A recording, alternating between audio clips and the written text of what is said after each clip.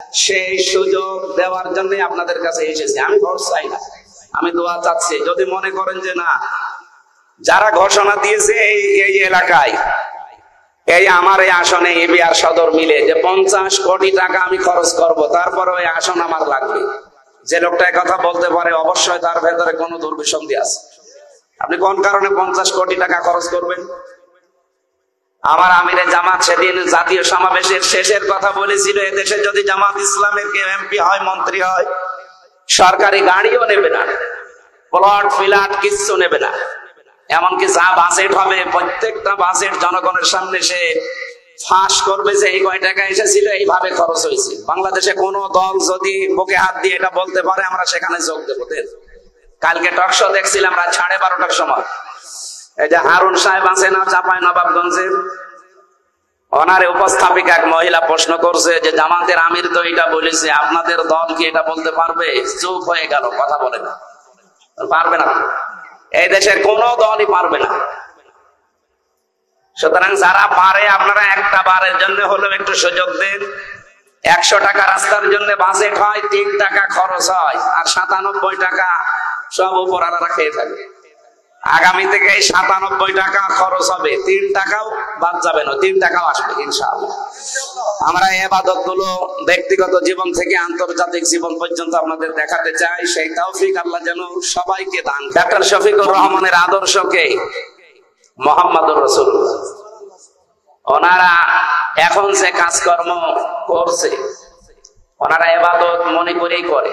বাংলাদেশ জামাত ইসলামের যতগুলো ধারা আছে জীবনে, তার প্রথম ধারায় মানুষের সেবা করা। আজ কত মানুষ এই যে মিডিয়ায় টকশোতে রাম আর বাম গুলো যে বলছে, উনি সেদিন স্টেজে পড়ে গেছে ঢাকাতে, এটা লোক দেখানোর জন্য। নাউজুবিল্লাহ মিন যালিক। অনেকে বলছে উনি এখন এই যে 50 লাখ টাকা দিয়েছে এই বিমান দুর্ঘটনায় যারা আহত এবং নিহত তাদের পরিবারে, এটা লোক দেখানো। এটা নাই লোক দেখানো হইলো সামনে নির্বাচন, ভোট আসতেছে, এই জন্য। বলেন তো 2022 সালে এই যে বিশাল বন্যা এসেছিল, ওই বন্যায় উনি এই গলা পর্যন্ত পানিতে নেমে বিভিন্ন জেলাতে, বিশেষ করে ফেনী, কুড়িগ্রাম, লালমনিরহাট, এই নেত্রকোনা, সিলেট, সুনামগঞ্জ, এই সমস্ত জেলাতে নিজে যে ত্রাণগুলো, টাকা পয়সাগুলো সাহায্যের জন্য না, বলেছে আমরা আত্মীয় আর এক আত্মীয়র বাড়িতে এসেছি দেখার জন্য। চ্যানেলটি সাবস্ক্রাইব করে আমাদের সঙ্গেই থাকুন। আমি যদি এই জায়গায় দরুদে আরবি শব্দটা সাজ্জিদিনা না বলি, আমি যদি ইংরেজিতে লিডার বলতাম, আপনারা পড়তে, যে বাংলায় বলতাম নেতা, অভিভাবক, পড়তেন আপনারা?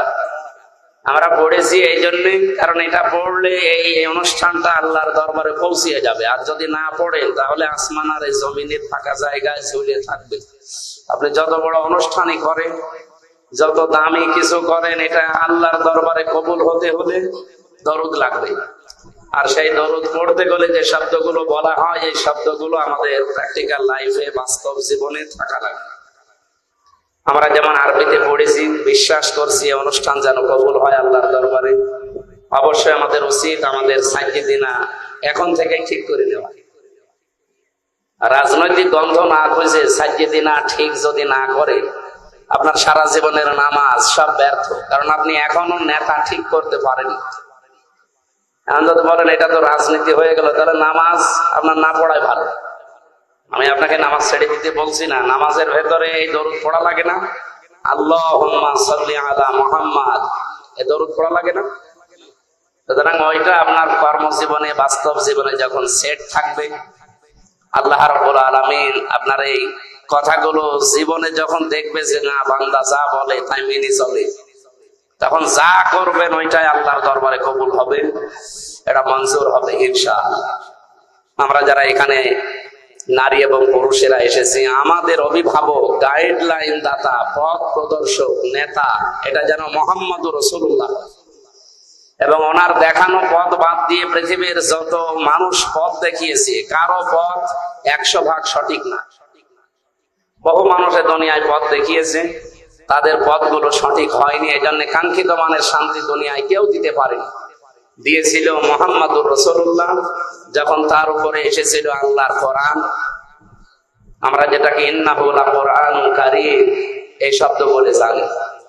সুতরাং রাসূলের উপরে দরুদ আর সালাম পড়ে আমার একটা কোরআন থেকে কথা বলার অভ্যাস আমাদের। আপনারা বাস্তবে দেখলেন এই 54 বছরে আমাদের নেতা, অভিভাবক, পথ প্রদর্শক এটা ঠিক ছিল না। এই কারণে বহু কিছু থেকে আমরা বঞ্চিত এবং বহু কিছু থেকে দূরে ছিলাম। কুষ্টিয়া থেকে এই জায়গাটা মনে হয় 32 কিলোমিটার। এত সময় লাগার কথা না। আমি যখন বাড়ি থেকে বের হয়েছি কুষ্টিয়া শহর থেকে, এখানে 2 বার আসা যায়, তো রাস্তার যে অবস্থা, এই কারণে আরো দেরি হয়ে গেছে। তা আমরা চাই আগামী থেকে, আপনারা 2 জনের কথা শুনছিলাম, আমি ওযু করছিলাম ওই সময়, একজন মাওলানা মতিউর রহমান নিজামী রহমতুল্লাহ আলাইহি, আর একজন আলী আহসান মোহাম্মদ মুজাহিদ রহমতুল্লাহ আলাইহি। এই মানুষগুলো মন্ত্রী ছিল, সাধারণ মানুষ না, দেশের মন্ত্রী ছিল। এরপরেও 4 আনা দুর্নীতি তাদের জীবনে পাওয়া যায়নি। এটা আশ্চর্য হয়ে সুবহানাল্লাহ বলা কথা, এটা আশ্চর্য বিষয় না? তারা আমাদের মতো রক্ত মাংসে গড়া মানুষ, তাদের ভেতরে আকাঙ্ক্ষা ছিল, লালসা ছিল, লোভ ছিল। সব কিছু থেকে বর্জন এবং পরিত্যাগ করার মাধ্যমে যদি 1 টাকাও দুর্নীতি পাওয়া যেত, ওনাদের পেছনে যা লেগে আছে রাম আর বামরা ছেড়ে দিত। 1 টাকা না, 4 আনাও খুঁজে পাওয়া যায়। সুতরাং আমরা চাই ওইটা সামনে আবার নিয়ে আসতে। হযরত ওমর রাদিয়াল্লাহু তাআলা আনহুর সাথে আমাদের এখন যিনি আমিরে জামাত ডাক্তার শফিকুর রহমান হাফিজাহুল্লাহ, মর্যাদার দিক থেকে হয়তো আকাশ পাতাল পার্থক্য তাদের, কিন্তু তাদের আদর্শ 2 জনেরই এক। হযরত ওমরের আদর্শ ছিল মুহাম্মদুর রাসূলুল্লাহ, ডাক্তার শফিকুর রহমানের আদর্শ কে? মুহাম্মদুর রাসূলুল্লাহ। ওনারা এখন যে কাজকর্ম করছে, ওনারা ইবাদত মনে করেই করে। বাংলাদেশ জামাত ইসলামের যতগুলো ধারা আছে জীবনে, তার প্রথম ধারায় মানুষের সেবা করা। আজ কত মানুষ এই যে মিডিয়ায় টক শোতে রাম আর বাম গুলো যে বলছে, উনি সেদিন স্টেজে পড়ে গেছে ঢাকাতে, এটা লোক দেখানোর জন্য। নাউজুবিল্লাহ মিন যালিক। অনেকে বলছে উনি এখন এই যে 50 লাখ টাকা দিয়েছে এই বিমান দুর্ঘটনায় যারা আহত এবং নিহত তাদের পরিবারে, এটা লোক দেখানো। এটা নাই লোক দেখানো হইলো সামনে নির্বাচন, ভোট আসতেছে, এই জন্য। বলেন তো 2022 সালে এই যে বিশাল বন্যা এসেছিল, ওই বন্যায় উনি এই গলা পর্যন্ত পানিতে নেমে বিভিন্ন জেলাতে, বিশেষ করে ফেনী, কুড়িগ্রাম, লালমনিরহাট, এই নেত্রকোনা, সিলেট, সুনামগঞ্জ, এই সমস্ত জেলাতে নিজে যে ত্রাণগুলো, টাকা পয়সাগুলো সাহায্যের জন্য না, বলেছে আমরা আত্মীয় আর এক আত্মীয়র বাড়িতে এসেছি দেখার জন্য। ওই সময় যে কাজগুলো করেছিল ওইটাও কি লোক দেখানো ছিল? তখন তো ভোট ছিল না। আপনারা বিশ্বাস করেন আল্লাহর কসম, বাংলাদেশ জামাতি ইসলামী শুধু ভোট এটা একটা পাঠ, এরকম হাজারো পাঠ আছে আমাদের জীবনে। প্রথম পাঠই আমরা মানবতার সেবা করতে চাই। আমা খালাকাতুল জিন্না ওয়াল ইনসা ইল্লা লিয়াবুদুন। মানুষ আর জিন আল্লাহ বানিয়েছে আল্লাহর ইবাদতের জন্য। ইবাদত মানে শুধু এই যে 10 মিনিট নামাজ পড়ে আসলাম, এটাই না। ইবাদত মানে হযরত ওমর যেটা বুঝেছিলেন, আমাদের আমির যেটা বোঝে, আমরাও ঠিক ওইটাই বুঝি। ইবাদত মানে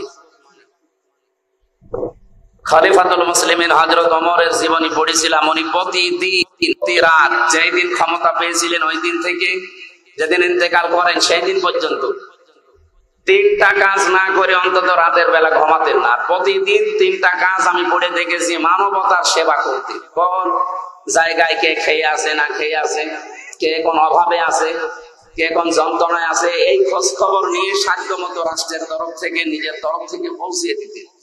আমরা এরকম মানবিক একটা পরিবার, সমাজ এবং রাষ্ট্র সামনে ইসলাম দিয়ে উপহার দিতে চাই। আর আমরা জানি এটা পারবে। এই দেশে এখন যতগুলো সংগঠন আছে সবচাইতে এগিয়ে আছে বাংলাদেশ জামাত ইসলাম। নবীজির হাদিস, তিরমিজি শরীফের হাদিস, বিশ্ব নবী জানিয়েছে, তোমাদের ভেতরে যখন দেখবা যে এই দল ইসলাম রাষ্ট্রীয়ভাবে নিয়ে যেতে সবচাইতে এগিয়ে আছে, তোমাদের বিবেকের তাড়না, ইমানের তাড়নায় সবচাইতে বড় দায়িত্ব সেই দলকে সাপোর্ট দেওয়া। এটা যদি কারোর কাছে রাজনীতি মনে হয় তাহলে এই হাদিস কেটে আপনি বাদ দিয়ে দিন। পারবে? যদি না পারেন এই হাদিস মেনে নেওয়া লাগবে। বাংলাদেশে এখন 73টার উপরে দল আছে, নিবন্ধিত এবং অনিবন্ধিত মিলে। সব চাইতে এগিয়ে রাষ্ট্র চালাতে নির্ভেজাল ভাবে ইউনিয়ন থেকে শুরু করে সংসদ পর্যন্ত, এমনকি আন্তর্জাতিক মহল পর্যন্ত বাংলাদেশ জামাত ইসলামীর বিকল্প যদি কোন দল এই দেশে থাকে আপনি তাকে ভোট দেবেন। এটা আমরা এখন পাইনি এবং সামনে পাওয়ার মতো পজিশনও নেই। কারণ এই জায়গায় আসতে হলে আপনাকে অনেক কাঠ খড়ি পোড়াতে হয়। ছোটবেলা থেকে যেভাবে তৈরি করা লাগে বাংলাদেশে কোন দলে এভাবে তৈরি করার নিয়ম আমি পাইনি। আপনি নামাজ পড়েন কয় ওয়াক্ত, জামাতে পড়েন না একা একা পড়েন, এটা আবার লিখে রাখা লাগবে। 1 মাস পরে যিনি দায়িত্বে আছে তার কাছে দেখানো লাগবে। যদি রিপোর্ট সমস্যা হয় ওটা আবার উপরে চলে যাবে। আমার মতো একজন আলেম, আমি কামেল পাস করেছি ফেকার উপরে, অনার্স মাস্টার্স করেছি কোরআনের উপরে, দেশ বিদেশে পরিস্থিতি আমার কম নেই। এরপরও জামাত ইসলামের রকম হওয়ার জন্য 6-7 মাস একাধারে যতগুলো পড়াশোনা বাইরে থেকে করে পরীক্ষা দিয়ে, আমার মনে হয় আমার মতো মানুষকেও তারা ফেরত দিত, কয়েকবার দিয়েছে। আমি এই পর্যায়ে আসতে যদি এত কাঠখড়ি, আমি তো নিজে টের পাচ্ছি পোড়ানো লাগে। যে মানুষগুলো এসেছে বা এই পর্যায়ে গেছে তারা কি পানির উপরে ভেসে এসেছে? কোন দলে আমি এটা পাই না। এই জন্য তারা দুর্নীতি মুক্ত হতে পারে না। এরা পারে কেন? এই কারণে পারে, এদেরকে ওইভাবে ট্রেনিং দেওয়া হয়। 15টা পয়েন্ট লেখা লাগে প্রতিদিন। আমার মনে হয় বাংলাদেশে কোনো কিছু যদি না করে আপনি শুধু এই 15টা পয়েন্ট 6 মাস পূরণ করেন, আপনি এমনি ভালো মানুষ হয়ে যাবেন। কিন্তু মন থেকে করা লাগবে, লোক দেখানোর জন্য না। যেহেতু ইবাদত হিসাবে করার জন্য আল্লাহ আমাদেরকে পাঠিয়েছেন, আমরা ব্যক্তিগত জীবন থেকে আন্তর্জাতিক জীবন পর্যন্ত প্রত্যেকটা দিক এবং বিভাগে ইবাদত কি কেমন করে করা লাগে সামনে ইসলাম দিয়ে দেখাতে চাই। সেই সুযোগ দেওয়ার জন্য আপনাদের কাছে এসেছি। আমি ভোট চাই না, আমি দোয়া চাচ্ছি। যদি মনে করেন যে না, যারা ঘোষণা দিয়েছে এই এলাকায়, এই আমার এই আসনে এবি আর সদর মিলে যে 50 কোটি টাকা আমি খরচ করব, তারপরে ওই আসন আমার লাগবে, যে লোকটা কথা বলতে পারে অবশ্যই তার ভেতরে কোনো দুর্বিসন্ধি আছে। আপনি কোন কারণে 50 কোটি টাকা খরচ করবেন? আমার আমিরে জামাত সেদিন জাতীয় সমাবেশের শেষের কথা বলেছিল, এদেশে যদি জামাত ইসলামের কেউ এমপি হয়, মন্ত্রী হয়, সরকারি গাড়িও নেবে না, প্লট ফ্ল্যাট কিচ্ছু নেবে না। এমনকি যা বাজেট হবে প্রত্যেকটা বাজেট জনগণের সামনে সে ফাঁস করবে যে এই কয় টাকা এসেছিল, এইভাবে খরচ হয়েছে। বাংলাদেশে কোন দল যদি বুকে হাত দিয়ে এটা বলতে পারে আমরা সেখানে যোগ দেবো। কালকে টকশো দেখছিলাম রাত 12:30টার সময়।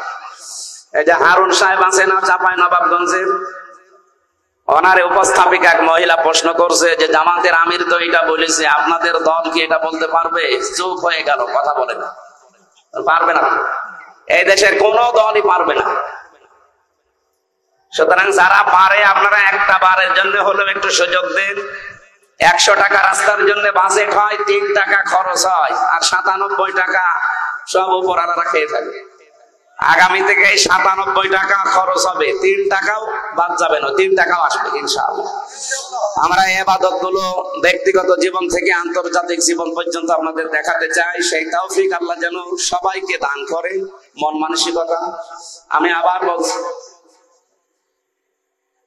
আবার বলছি রাস্তাঘাটের যে অবস্থা, আমার ইবি থানা, আমার নিজের থানা, এটা সদর থানার ভেতরেও বিভিন্ন জায়গায় দেখেছি আছে, কিছুটা আছে, কিন্তু ইবি থানা একেবারে অবহেলিত।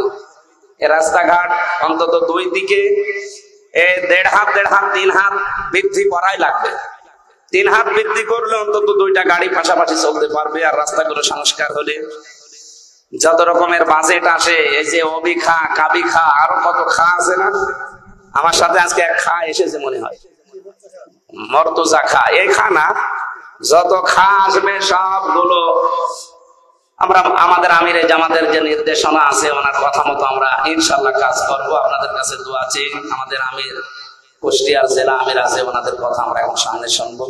যারা এসেছেন কষ্ট করে এবং এই আয়োজনে যারা শ্রম দিয়েছেন সবাইকে ধন্যবাদ জানাচ্ছি। আমার শরীর অসুস্থ, আমার শরীর কাঁপতেছে। আবার কালকে সকাল 7টায় ঢাকাতে অনুষ্ঠান আছে, আমি একটু পরে চলে যাব। আবার যদি শরীর সুস্থ হয় আবার আসবো আপনাদের সামনে ইনশাআল্লাহ। আসসালামু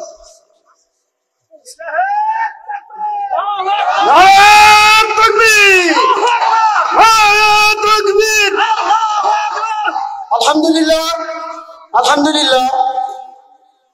আমির হামজা, মুফতি আমির হামজা সাহেবকে ধন্যবাদ। আমাদের এই মঞ্চে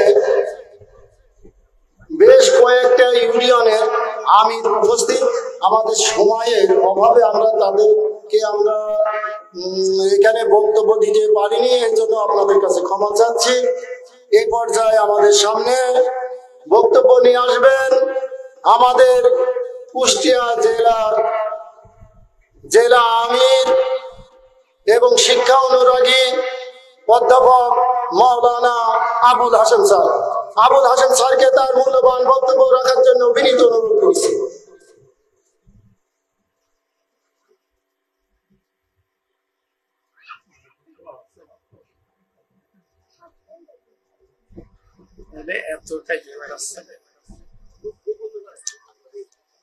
أعوذ بالله من الشيطان الرجيم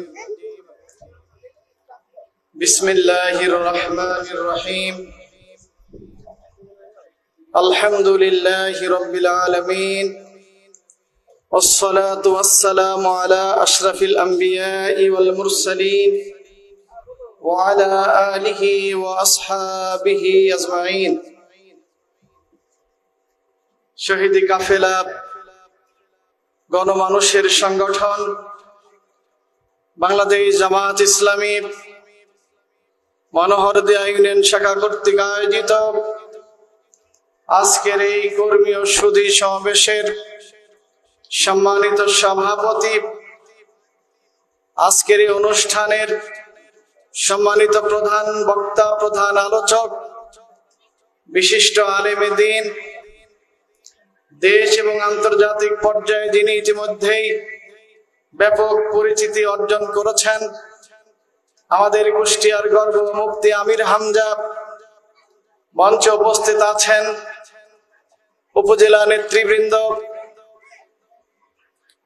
এবং আশেপাশের বিভিন্ন জায়গা থেকে আগত সম্মানিত জামাত নেতৃবৃন্দ, সামনে বসা ইসলামী আন্দোলনের প্রাণপ্রিয় সাথী ভাইয়েরা, পর্দার ওপাশে বসা আছেন আমার অত্যন্ত শ্রদ্ধেয় সম্মানীয় ইসলামী আন্দোলনের বোনেরা, সাংবাদিক বন্ধুগণ, প্রশাসনের ভাইরা, আসসালামু আলাইকুম ওয়া রাহমাতুল্লাহি ওয়া বারাকাতুহু। মহান আল্লাহর দরবারে শুকরিয়া আদায় করছি, যার একান্ত অনুগ্রহে মেঘমুক্ত সুন্দর আকাশের নিচে আল্লাহর এই জমিনের উপরে আজকের আয়োজনের সুযোগ আমরা পেয়েছি। আমরা সবাই মিলে সে আল্লাহর শুকরিয়া আদায় করি, বলি আলহামদুলিল্লাহ। আমরা আমাদের হৃদয় থেকে সালাত ও সালাম পেশ করছি মানব ইতিহাসের শ্রেষ্ঠ মানুষ, বিশ্ব নন্দিত নেতা, বিশ্ব নবী, মানবতার শিক্ষক জনাব মুহাম্মদুর রাসূলুল্লাহ সাল্লাল্লাহু আলাইহি ওয়াসাল্লামের প্রতি। আজকের এই সমাবেশ থেকে গত বছরের জুলাই মাসের আন্দোলনকারী জুলাই যোদ্ধাদের, যারা জীবন দিয়ে আমাদের এই নতুন স্বাধীনতা এনে দিয়েছেন, আমরা সে সকল শহীদদেরকে শ্রদ্ধার সাথে স্মরণ করছি। আল্লাহর কাছে তাদের যথাযথ সম্মান এবং মর্যাদা প্রত্যাশা করছি। গত বছরের আন্দোলনে যারা আহত হয়েছিলেন, এখনো চিকিৎসারত আছেন, এমন সকল আহত যোদ্ধাদের প্রতি গভীর সমবেদনা জ্ঞাপন করছি, দ্রুত তাদের সুস্থতা কামনা করছি। সম্মানিত বন্ধুগণ, কথা বলতে দেই যে কথাটি না বললেই নয়। সারা বাংলাদেশ গত পরশু দিনের মাইলস্টোন কলেজে যে বিমান দুর্ঘটনা, সারা বাংলাদেশের মানুষ আমরা স্তব্ধ হয়ে গিয়েছিলাম। আমাদের কলিজার টুকরা সন্তানেরা জীবন দিল একটি দুর্ঘটনাই। তবে দুর্ঘটনার কারণ কি, সেই কারণের দিকে যদি আমরা লক্ষ্য করি, তার অন্যতম একটি ছিল অনেক পুরাতন একটি বিমান দিয়ে বৈমানিকদের প্রশিক্ষণের কাজ। অনেক পুরাতন একটি বিমান যে কোনো সময় বিকল হতে পারে, এটি স্বাভাবিক। ঘটনাটি অনেকগুলো কারণের মধ্যে এটি একটি। আর এই কারণে যদি বিমানের দুর্ঘটনা ঘটে, তাহলে অবশ্যই এটি অনেক কষ্টের, দুঃখের। গোটা জাতি আজকে আমরা স্তব্ধ। আমাদের কলিজার টুকরা যে সন্তানেরা, কয়েকজন অভিভাবক, ওই প্রতিষ্ঠানের শিক্ষক, এমনকি কিছু কর্মচারীও এই দুর্ঘটনায় জীবন গেছে। আল্লাহর কাছে ফরিয়াদ করছি রব্বুল আলামিন যেন তাদেরকে শহীদ হিসাবে কবুল করে। গতকাল দৌলতপুর আমাদের কুষ্টিয়া জেলার উপজেলা, একই পরিবারের 5 জন সহ মোট 7 জন একটি মাইক্রোবাস অ্যাক্সিডেন্টে তারা মারা গেছেন। আমরা সেখানে ছুটে গিয়েছিলাম তাদের খোঁজ খবর নিতে। হৃদয় বিদারক দৃশ্য, একটি পরিবারের 5 জন মানুষ, 5 জনই চলে গেলেন। আল্লাহ রাব্বুল আলামিন তাদেরকেও ক্ষমা করে জান্নাতবাসী করুন এবং শাহাদাতের মর্যাদা দান করুন। সম্মানিত ভাইরা, অনেক কথা হয়েছে এই মঞ্চে।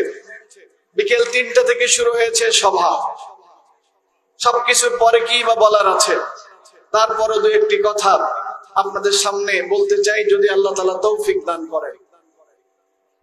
প্রথম কথা, বাংলাদেশ জামাত ইসলামী বর্তমান সময়ে বাংলাদেশের মানুষের প্রিয় সংগঠন, আস্থার সংগঠন, ঠিক না বেঠিক? গত 19 তারিখের জাতীয় সমাবেশ এটি প্রমাণ করেছে বাংলাদেশের মানুষ বাংলাদেশ জামাত ইসলামী মন এবং প্রাণ দিয়ে ভালোবাসে, ঠিক কিনা বলুন? দেশ এবং বিদেশের হাজারো সাংবাদিকদের পর্যালোচনায়, রাজনৈতিক বিশ্লেষণে উঠে এসেছে বাংলাদেশ জামাত ইসলামের এই সমাবেশ প্রমাণ করে আগামী দিনের দেশের নেতৃত্ব এদেশের মানুষ জামাত ইসলামের হাতে দিতে চায়। আলহামদুলিল্লাহ। সম্মানিত ভাইরা, কেন জামাত ইসলামীকে মানুষ আজকে ভালোবাসে? কেন জামাত ইসলামীকে আগামী দিনের বাংলাদেশের রাজনৈতিক ক্ষমতায় দেশের নেতৃত্ব দেখতে চাই? কেন? এই কেনর উত্তর আর তেমন কিছুই নয়। সেই উত্তরটি অত্যন্ত সহজ এবং সরল। বিগত 15টি বছর এদেশের মানুষ নির্যাতিত, নিপীড়িত, বঞ্চিত আর যেভাবে অধিকার হারা হয়েছে, গত বছরের 36শে জুলাই আমাদের দামাল ছেলেরা বুকের তাজা রক্ত ঢেলে দিয়ে এ দেশটি স্বাধীন করেছিল সকল অন্যায়কে দূর করার জন্য, ইনসাফ কায়েম করার জন্য। অথচ সেই 36শে জুলাইয়ের পরে কিছু মানুষ ঠিক বিগত 15 বছরের মতোই এদেশের মানুষের প্রতি অত্যাচার, জুলুম, নির্যাতন, চাঁদাবাজি, দুর্নীতিবাজ ইত্যাদি কাজকর্মে তারা শুরু করে দিল। আর এদেশের মানুষ দেখলো 15 বছরে তারা যে অত্যাচার করেছে, জুলুম করেছে, নির্যাতন করেছে, ঠিক মাত্র একটা দিন তারপরেই আবার সেই জুলুম নির্যাতন অন্য একদল মানুষ এসে করা শুরু করে দিল। যখন একদল মানুষ নির্যাতন করে বিদায় নিল, আরেক দল মানুষ এসে যখন এই কাজটি করা শুরু করলো, তখন এদেশের সাধারণ মানুষ, খেটে খাওয়া মানুষ, কুলি, শ্রমিক, মজুর সবাই ভাবতে লাগলো এই অত্যাচার থেকে, জুলুম থেকে, নির্যাতন থেকে, বেইনসাফি থেকে আমাদের বাঁচার পথ কোনটি? তখন এদেশের মানুষ খুঁজতে লাগলো কাদের কাছে গেলে বাঁচা যাবে। আলহামদুলিল্লাহ, তারা খুঁজতে খুঁজতে বাংলাদেশ জামাত ইসলামীকে, কারণ বাংলাদেশ জামাত ইসলামী বিগত 15 বছরে নির্যাতিত ছিল। আর এই বিপ্লবের পরে জামাতের কোন নেতা কর্মী এই ধরনের অত্যাচার, জুলুম, নির্যাতন, টেন্ডারবাজি, চাঁদাবাজির সঙ্গে জড়িত হয়নি, ঠিক তবে ঠিক। মানুষ, জ্ঞানী মানুষ সবাই বোঝে। আমরা যারা ক্ষমতায়, আমাদের দেশে যারা ক্ষমতায় থাকেন, তারা মনে করেন সাধারণ মানুষ মনে হয় কিচ্ছু বোঝে না। আমার ওই ভ্যান ঠেলা মানুষ ভাইটি মনে হয় কিচ্ছু বোঝে না, আমার এই কৃষক ভাইটি মনে হয় কিছুই বোঝে না। আসলে তাদের চেয়ে কোন অংশে আমাদের মানুষগুলো কম বোঝে না, ঠিক না বেঠি? তাই তারা বুঝে বুঝে খুঁজে খুঁজে পেল তাদের ভরসার জায়গা, তাদের আস্থার জায়গা, তাদের নির্ভরতার জায়গা হলো বাংলাদেশ জামাত ইসলামী। সম্মানিত ভাইরা, সেই বাংলাদেশ জামাত ইসলামী আজকের এদেশের মানুষের কাছে 7 দফা নিয়ে হাজির হয়েছে। কয় দফা? জোরে বলেন, কয় দফা? এই 7 দফা বাস্তবায়নের জন্য, 7 দফা ডিক্লারেশনের জন্য 19 তারিখে জাতীয় সমাবেশ হয়েছে।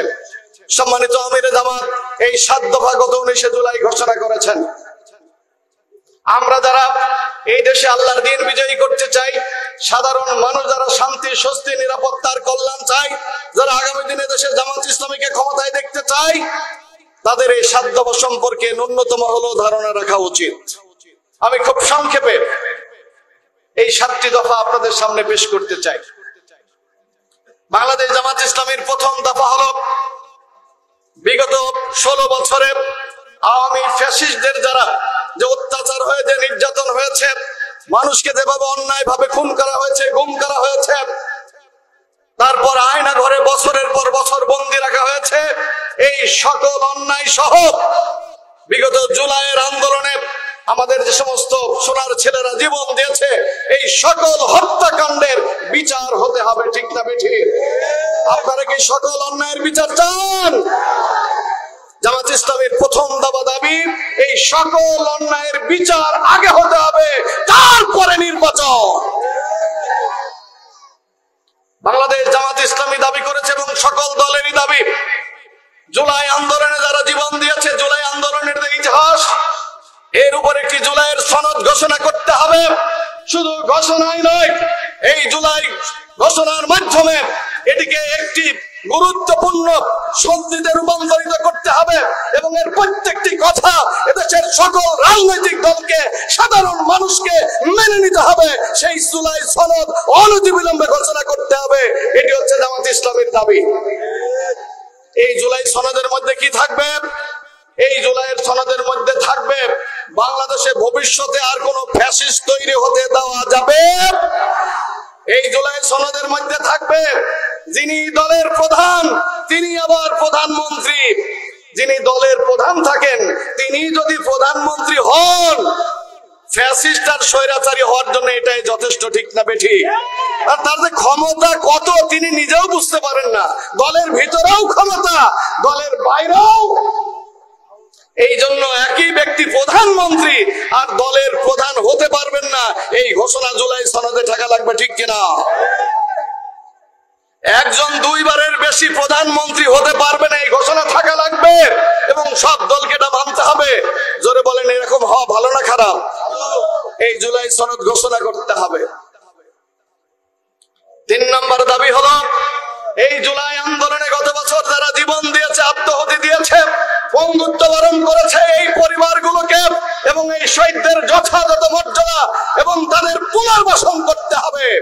দাবিটা কি যৌক্তিক না অযৌক্তিক? জোরে বলেন, ন্যায্য না অন্যায্য?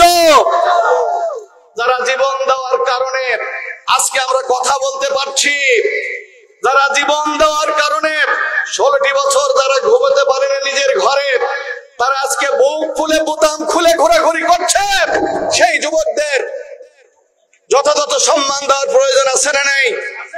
সম্মানিত ভাইরা, জামাত ইসলামের এটি একটি দফা, তাদের যথাযথ মর্যাদা এবং পুনর্বাসন করতে হবে।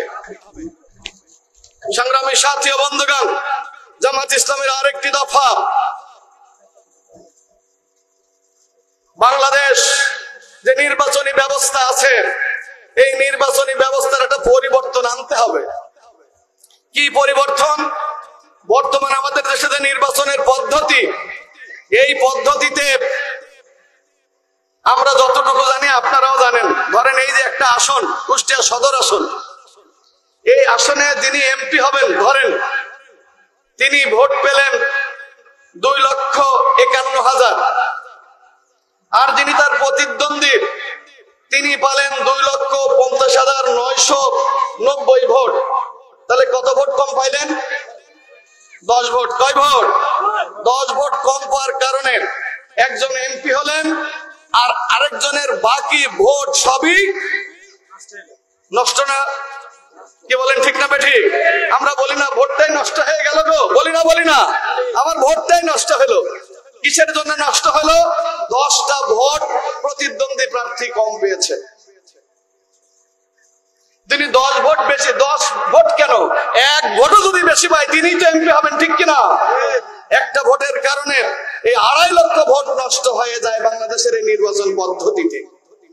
বাংলাদেশ জামাত ইসলামী এবার নতুন পদ্ধতির কথা বলেছে, যেখানে ভোটারের ভোট মোটেও নষ্ট হবে, প্রত্যেকের ভোটের দাম দিতে হবে, প্রত্যেকের ভোটের মূল্যায়ন করতে হবে। সেই পদ্ধতির নাম পিআর পদ্ধতি। কি পদ্ধতি? পিআর পদ্ধতি, প্রপোর্শনাল রিপ্রেজেন্টেশন। অর্থাৎ আনুপাতিক হারে সংখ্যানুপাতের ভিত্তিতে প্রতিনিধিত্ব। সেটা কেমন? সেটা হলো ধরেন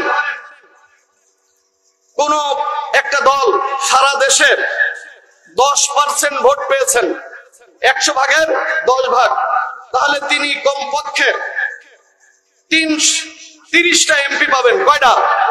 10% মানে 100 ভাগের 10, তাহলে 300 আসনের 10 ভাগ করলে প্রায় 30 বা তার চেয়ে একটু বেশি, 30 থেকে 33টা তারা এমপি পাবেন। যদি কেউ সারা বাংলাদেশে 5% ভোট পায় তাহলে তারা কমপক্ষে 15টা এমপি পাবেন। যদি কেউ 1% ভোট পায় সারা বাংলাদেশে, তারাও কমপক্ষে 1-2টা এমপি সংসদে পাবেন।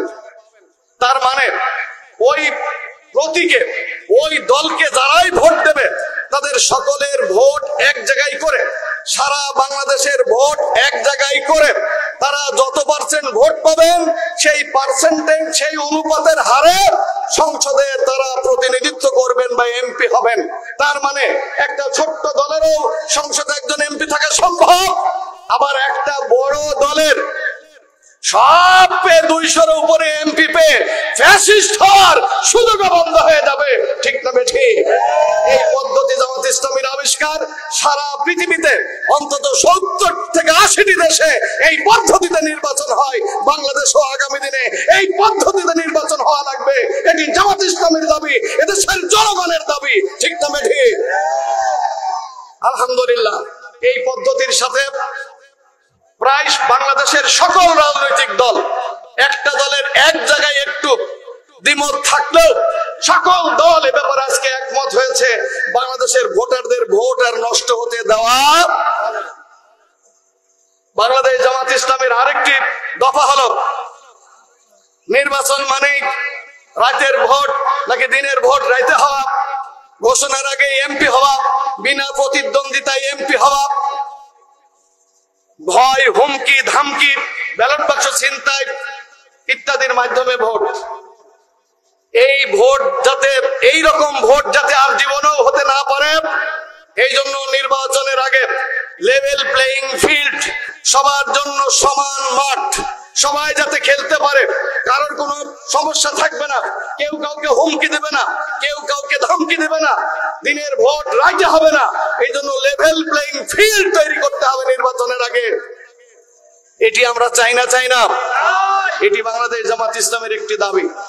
সম্মানিত ভাইরা, এইভাবে বাংলাদেশ জামাত ইসলামী 7টি মৌলিক দাবি পেশ করেছে। এই দাবিগুলো বাস্তবায়নের মাধ্যমে আমাদের শহীদদের প্রতি যে অত্যাচার করা হয়েছে, বিগত 16 বছরে যে নির্যাতন করা হয়েছে, তার বিচার আগে অনুষ্ঠান সমাপ্ত করে তারপরে দেশ নির্বাচনের দিকে যাবে। তার আগে বাংলাদেশে কোনো নির্বাচন হবে না। এর অর্থ আমরা নির্বাচন চাই না নাকি? না, এর অর্থ আমরা নির্বাচন চাই, তবে নির্বাচনের আগে সংস্কার, আগে বিচার, তারপরে হবে বাংলাদেশের নির্বাচন। সংগ্রামী সাথী ও বন্ধুগণ, বাংলাদেশ জামাত ইসলামীর এই দফার সাথে ইতিমধ্যেই বাংলাদেশের সকল সাধারণ মানুষ, এদেশের বুদ্ধিজীবী মহল, এদেশের সাংবাদিক মহল, তারা সবাই মোটামুটি ঐক্যমত, একমত পোষণ করে জামাত ইসলামীর সাথে তারা একত্রতা ঘোষণা করেছে যে আমরাও এই সকল দাবিগুলো মানতে চাই এবং এর মাধ্যমে আগামী দিনে দেশ পরিচালিত হবে ইনশাআল্লাহ। সংগ্রামী ভাইরা আমার, তাই আপনাদের সামনে আজকে শেষ বেলায় যে কথাটি বলতে চাই, আসুন আজকের আমার আপনার প্রিয় এই বাংলাদেশ দীর্ঘ 53 বছরে লাঞ্ছন, অপমান আর গঞ্জনায় শুধু আমরা সহ্য করেছি। নানা সময় নানা দল ক্ষমতায় এসেছে, শুধুমাত্র তাদের নিজেদের ভাগ্যের পরিবর্তন করেছে। এ জাতির, দেশ এবং জনগণের কোনো পরিবর্তন তারা করেনি। ঠিক না বেঠিক? জাতির ভাগ্যের পরিবর্তনের জন্য, দেশের উন্নয়নের জন্য, মানবতার কল্যাণের জন্য, সর্বত্র ইনসাফ প্রতিষ্ঠার জন্য বাংলাদেশের ইনসাফ প্রতিষ্ঠাকারী একমাত্র দল বাংলাদেশ জামাত ইসলামীকেই আগামী দিনে দেশের মানুষ ক্ষমতায় দেখতে চায়, ক্ষমতায় শেয়ার হিসেবে দেখতে চায়। ঠিক না বেঠিক? তাই আসুন, জামাত ইসলামীকে যদি আমরা বাংলাদেশের নেতৃত্বে দেখতে চাই, শুধু এটি মনের মধ্যে একটি চাওয়া হলেই হবে না। এই চাওয়াকে বাস্তবে রূপদান করতে হলে আপনাকে আমাকে সহ এদেশের সকল দেশপ্রেমিক মানুষ, দেশপ্রেমিক জনতাকে, যারা ইনসাফ চাই, কল্যাণ চাই, ন্যায় বিচার চাই, অন্যায়ের বিরোধী যারা, বিশেষ করে ভারতের আধিপত্যবাদের বিরুদ্ধে যারা, তাদেরকে আজকে জামাত ইসলামীতে শামিল হয়ে সকল অন্যায়ের বিরুদ্ধে প্রতিবাদ করতে হবে। জামাত ইসলামীকেই এবং এদেশের ইসলামী সমমনা দলগুলোকেই আগামী দিনে বাংলাদেশের রাজনীতি, বাংলাদেশের ক্ষমতায় পাঠাতে হবে ইনশাআল্লাহ। আপনারা রাজি আছেন তো? প্রিয় ভাইরা আমার, আপনারা যারা সামনে আছেন, আমার ডান পাশে আমাদের সম্মানিত বোনেরা আছেন, আমরা আপনাদের সামনে আজকে আমাদের গৌরব, সারা বাংলাদেশের গৌরব, সারা বাংলাদেশের বললে ভুল হবে, পৃথিবীর বিভিন্ন দেশেই ইতিমধ্যে যিনি মেহমান হিসেবে যাচ্ছেন, অর্থাৎ আন্তর্জাতিক ভাবে পরিচিত আমাদের সম্মানিত ভাই মুফতি আমির হামজা এই সদর আসনের এমপি প্রার্থী। আপনারা এতে খুশি না বেজার? আপনারা খুশি কারা কারা একটু হাত তোলেন দেখি। আলহামদুলিল্লাহ। প্রিয় ভাইরা আমার, সম্মানিত ভাইরা আমার, আমাদের এই তরুণ আলেমে দ্বীন, উদীয়মান একজন যুবক রাজনৈতিক নেতা হিসাবে আপনাদের সামনে আজকে এমপি প্রার্থী হয়ে এসেছে। তিনি নিজে এটি প্রত্যাশা করেননি, বাংলাদেশ জামাত ইসলামী তাকে এই গুরু দায়িত্ব তার উপর অর্পণ করেছে। তিনি যদি নির্বাচিত হন, আমাদের সম্মানিত আমিরে জামাত বলেছেন, পরিষ্কার বক্তব্য, অসুস্থ হওয়ার পরও মাইক ছেড়ে দেননি, দুইবার পড়ে যান, যে কথাটুকু তিনি বলেই সেদিন তার বক্তৃতা শেষ করেছেন। তিনি বলেছেন, মানুষ যদি ভালোবেসে দয়া করে দেশে